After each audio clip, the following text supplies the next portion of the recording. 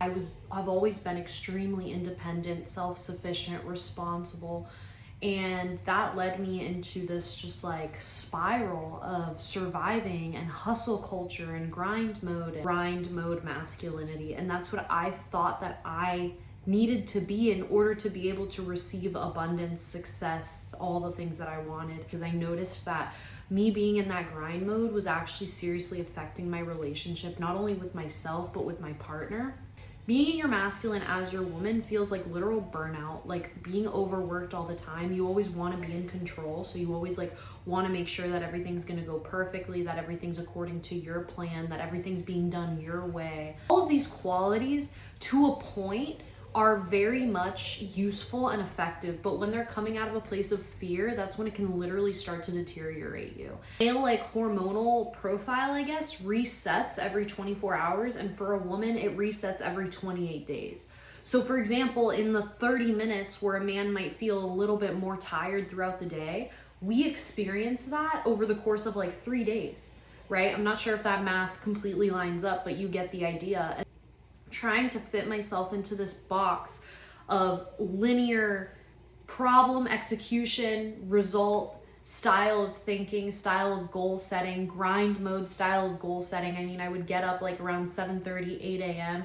I would do my cardio, go to the gym, and then I would work straight on my laptop until literally some nights at like 10, 11 p.m. at night. And I thought that that is what I had to do in order to become successful. And what I didn't realize was that I was switching the dynamic and the roles in my relationship completely on their heads. And I was causing my partner to be more in his feminine, because that lifestyle was literally leading me to having so much stress.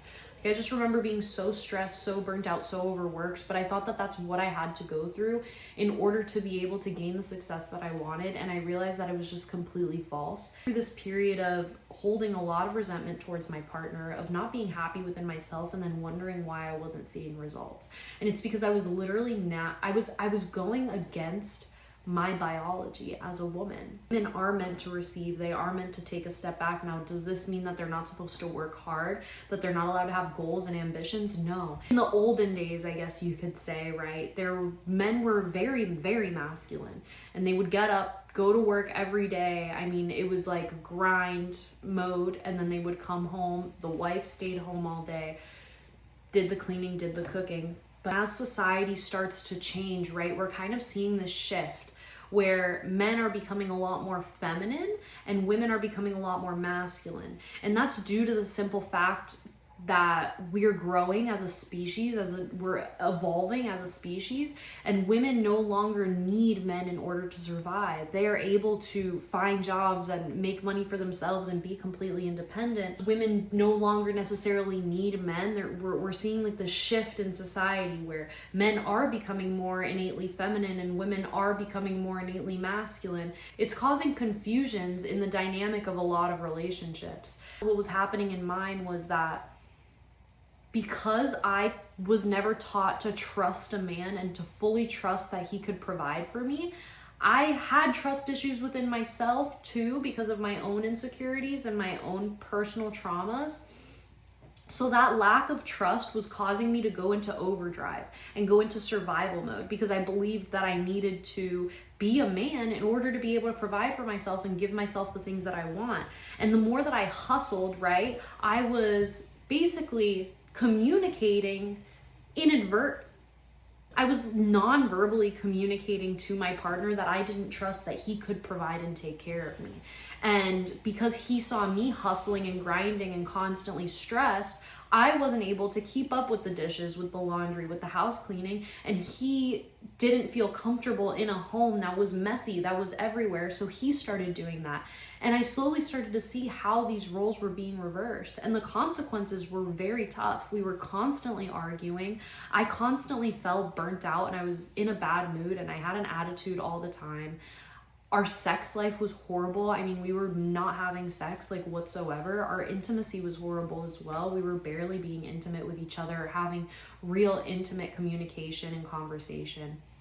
all these effects started compounding, and I actually started to notice a lot of traits in him and a lot of actions that he was taking that were extremely similar to my past relationship. And my past relationship was kind of the same scenario. I was hustling and I was working really hard, and granted he was too, but at the end of the day I felt like I was more of a mother and more of the provider and more of the man in the relationship. I started to feel that way with this relationship, and I knew for a fact that he was nowhere near the man that I used to be with. I just was very confused as to why I was repeating the same pattern again and again. When you realize that there's a similar pattern going on in your life, you have to understand that it's you. It's not because of the people that you have around you. You are actively attracting those types of people and letting them into your life. So even if it's not a relationship issue and it's just a similar pattern that keeps showing up, you have to really dig deep and understand what that trauma and what that insecurity is within you that's causing the action, which is therefore causing the undesirable outcome. I did some digging, I had some hard conversations, and I realized that I had never truly been in my feminine. I've always worked extremely hard. I've always honestly had trust issues. I've always been afraid of relying on somebody and then that person letting me down. Showing up in my daily life, and because I couldn't trust myself and I couldn't trust my surroundings, I was trying to survive and fight and escape that. But really it wasn't my reality that I needed to escape. It was the fear. It was the fear within myself. And so tapping into your femininity as a woman who has been very severely more masculine for her whole life wasn't easy. I had to overcome the thoughts that if I wasn't working, I wasn't valuable. If I trusted a man, that he would let me down and disappoint me. I had to trust the fact that it's okay to be provided for as a woman, and that's honestly what you deserve. And once I realized all of these things and I kept repeating them to myself, slowly things started to change because I started to act on them. And I'm very much the type of person where it's like, the minute I realize what's wrong and what I need to do to fix it, I do it right away. I waste no time whatsoever, and I truly believe that that's what has leveled me up so fast in life. Because sometimes solutions to problems can be scary. They can be scary to do, they can be scary to face and overcome. But once you have the answer in front of you, you know exactly what you need to do. You are actively sinning by not taking that opportunity. You can't pray to get out of a situation and then find the solution and not take it and continue praying to get out of your situation. That's not how it works. It takes accountability on your part. It takes realizing your own flaws, your own insecurities, your own patterns, and breaking it is always going to be hard. But it's like you either break it or you continue living the same cycle. I started relaxing. I started sleeping in. I started working less, and I started realizing that I am actually able to achieve my goals, not just solely through my man, but that I am able to let him provide for me, and then I can work at my own pace and find fulfillment and joy and peace and presence in what I actually like to do. As a woman, I think it's so powerful to understand that your value doesn't come from what you can do, how you can perform, or the things that are on the outside of you in the material world, right? Like, that's not what determines your value. What determines your value are your morals, your values, your ethics, your knowledge, your passions, your hobbies. That is what values you. It's not what you can do, how hard you can perform. Grind mode quite literally does not work for women. Like, it will burn you out because you were not biologically designed to hustle your ass off. Leave that to the men. Now, that's not saying that you can't build a business and be an entrepreneur and have things that you want for yourself, but they have to come from a place of true love, joy, and fulfillment for what you're doing.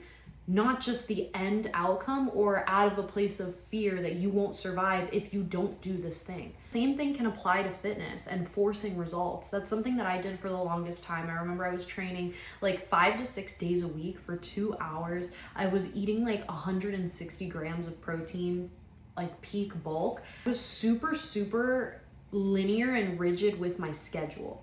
And those are things that just did not work for me. Those things did not work for me in trying to be in my best, most feminine self, because at the end of the day, having a strict scheduled routine that you follow every single day for years on end, that is the work of a man.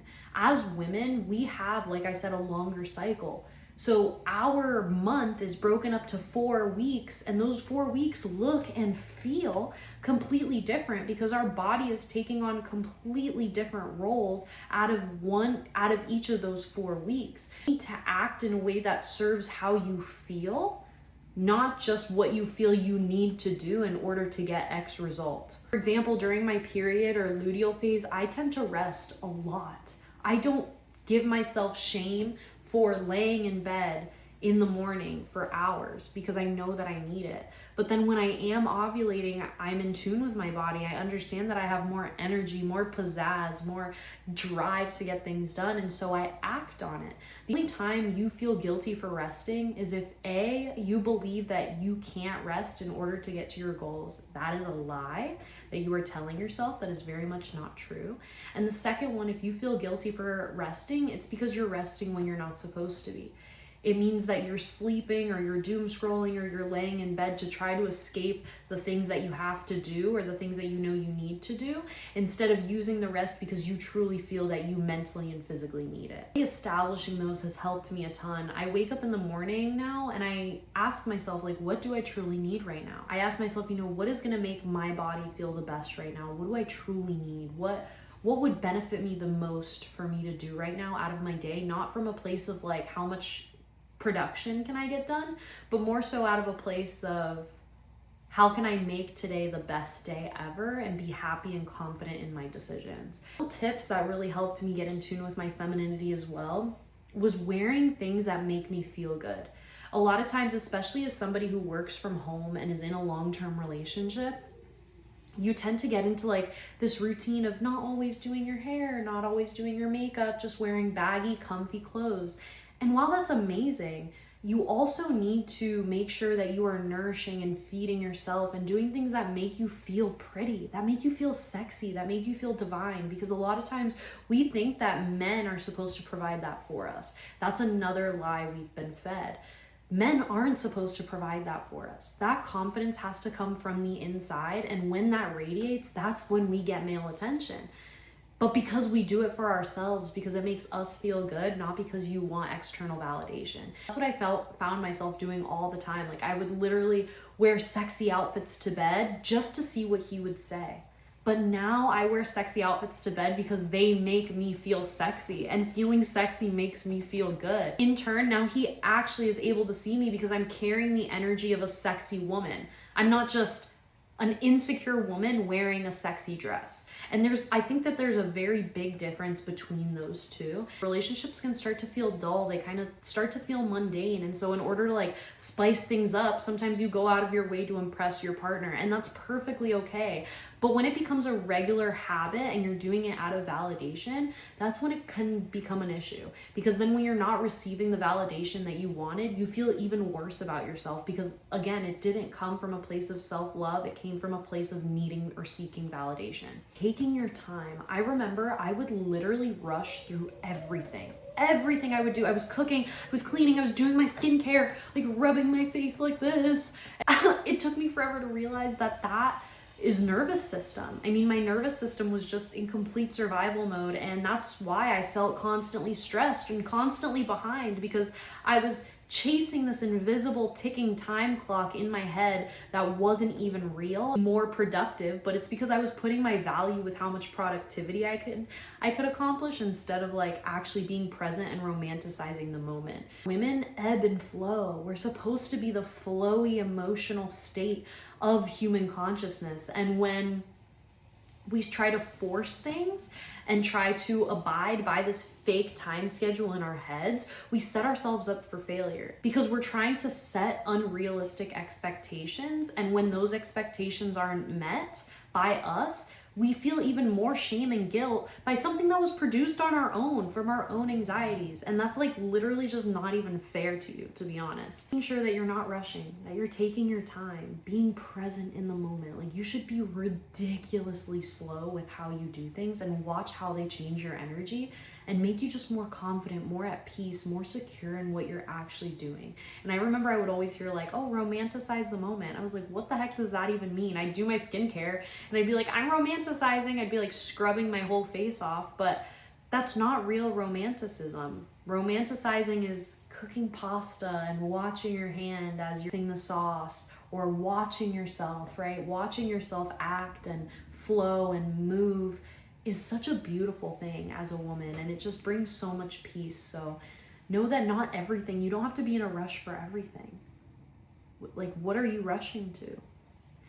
Taking your time to do your hair, your makeup, put on lotion, because I'm a firm believer in that ugly girls are just lazy girls. Take care of yourself and take the time to pour into yourself and into your self-care or beauty. Like, it just makes you feel so good. Not because you physically look prettier after you do it, not just that, but there's something about taking care of yourself and nurturing yourself, especially as a woman with no children. It's a really good way to kind of engage with that nurturing nature, except it's for you, which makes you feel even better. Really learn to not rush through my skincare, not rush through my makeup. Like, it's a Sunday today. I have no plans. I'm completely home alone. Like, I'm taking the entire day to just be at home, and I threw on a dress. I put on some like tanning lotion. I did a little bit of like soft glam makeup. I made sure I did a slick back for my hair. And so I felt so good today. I felt so put together, so energized. And again, it's not to impress anybody. It's literally just for me to feel good. And so that's not to say that you can't, be in the house in comfy clothes, but maybe add some jewelry, put on some makeup, do like a face mask. Make sure the comfy clothes isn't ripped or stained or old, but it's comfy clothes that is soft, that's clean, that makes you feel good. And watch just how your energy changes when you make these small changes. The last thing would truly be just not comparing my relationships to other relationships, not comparing my body to other women's bodies. When I look at other relationships or I look at other women, I'm like, how can I learn from that relationship? How can I learn to be better? Because obviously if it's drawing my attention, it means that I either want it or there's a quality of it within me that I'm not fully seeing. I'm noticing a relationship and I want to compare it to my own, or like compare partners, right? I make sure to really ask myself, like, what is it specifically about this relationship that I'm craving? And if I'm completely deprived of it and truly it's something that I want, then let me just communicate it to my partner, and not out of a way of like, look, like Susie's man got her this. Like, when are you gonna do that for me? No.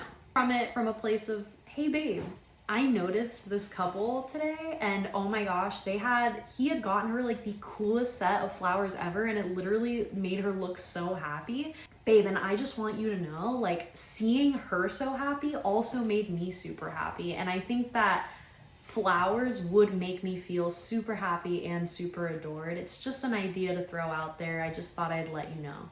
Response like that, a man is gonna look at that and respect you so much more, and he's genuinely going to want to do it because you told him how it would make you feel. You have to understand, like, no man is absolutely perfect and is gonna come down and just like fulfill all your needs and is a mind reader who knows exactly what you want all the time. Men want to take care of us. They want to provide for us, but only when we're our calm, feminine presence for ourselves, not for him again, but when you are a calm, feminine presence for yourself and you're able to communicate your needs and your wants effectively and openly, that shows a major maturity, respect, and value within yourself, because you know yourself, you know what you want, and you trust in him to get it for you. Men are trusted to provide something. Oh my gosh, they love that shit. You're viewing another woman, right? Innately, you almost like shrink when you see a woman who you believe is more beautiful or who you think, has qualities that you're lacking. Again, you could come from a place of like, oh my God, she has this. Look at your man's eyes to see if he's looking at her. Or pause and truly ask yourself, what is it about her that I'm admiring so much? Why am I admiring it? Is it because maybe I need to work on it? Something that she just naturally has that I would like to have. Admire it and notice that it's beautiful, but understand that you are you. Qualities about you that other women look at for you that they can't achieve, that they want for themselves, right? We always want what we don't have. We just want to see and we want to explore and we want to experience and feel so much. So something that is out of the norm for us, we're going to want. We're humans. We have eyes, so we're going to make comparisons. It's what we do, right? But there's a difference in comparing my body to another woman out of love and respect and admiration. And then there's a way to compare your body to another woman out of self-hate, out of disgust, and out of like self-oppression. For example, you ask any girl who's had straight hair her whole life, all she wants is curly hair. A girl who's had curly hair her entire life, sometimes she wants straight hair. You have to understand that as women, we're always seeing who has something different than us or better than us simply just because we want to experience it for ourselves. If we can't experience that, that's not necessarily a bad thing. It means we just need to appreciate something more about ourselves. Understand that there's always going to be somebody prettier than you. There's always going to be somebody fitter than you. There's always going to be somebody better looking. If you can simply just admire that from an outside perspective and understand that you have beautiful qualities as well, then that just makes all the difference. There's so much more that goes into being a woman than just the things that I described, but if you feel like you're being burnt out or you're constantly going through something and things just aren't aligning, ask yourself, like, which energy do I feel like I have more of? Is it that masculine energy? Is it that feminine energy? And like I said, now that our generations are changing and evolving and men are becoming a little bit more feminine and women are becoming a little bit more masculine, it's no longer the point that we need to force the relationship and force these roles. But it's important that you have an equal balance of both within yourself, and that makes the relationship whole in and of itself as individuals and as a partnership as well.